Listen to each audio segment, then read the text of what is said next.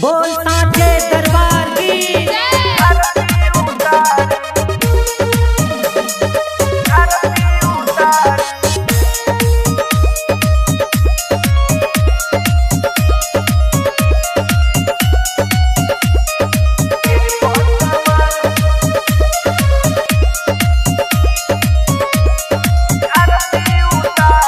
सिर पर सवार होके ऐसे रवाली आइए अम्मा जी आरती उतारी।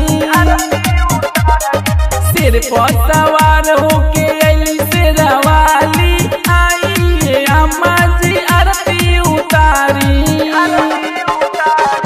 बड़ी भागी आवेली शिवका के घरे हो बड़ी भागी आवेली शिवका के घरे आई न जल्दी से पौना पखारी। सिर पर सवार होके ऐली से रवाली आई अम्मा जी आरती उतारी। सिर पर सवार होके ऐली से रवाली आई अम्मा जी आरती उतारी।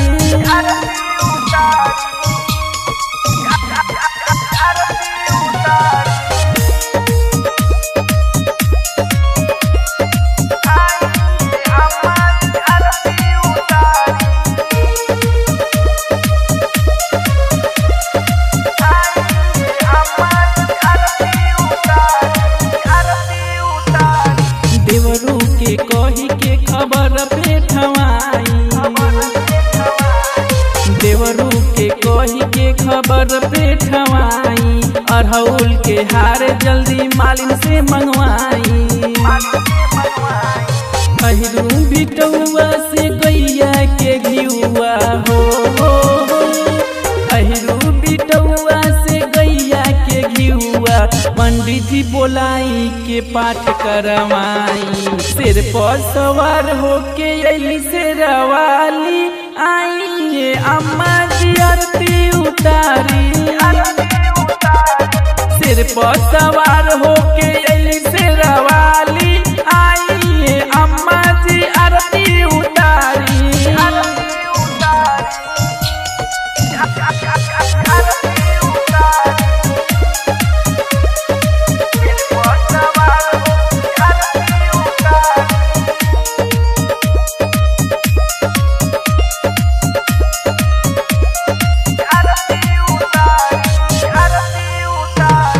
निमिये के तार माई के आसन लगाई।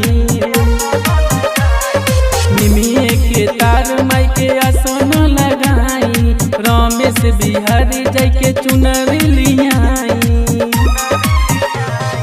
जलू अखिलेश पंकज बाबा से हो जलू अखिलेश पंकज बाबा से जल्दी से माई के भजन गवाई। सिर पर सवार होके ऐली से रवाली आई अम्मा जी आरती उतारी।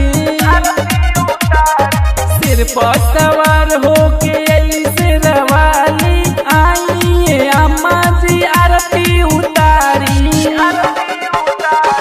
बड़ी भागी आवेली शिवका के घरे हो बड़ी भागी आवेली शिवका के घरे आई न जल्दी से पौआ पखारी। सिर पर सवार होके ऐली से रवाली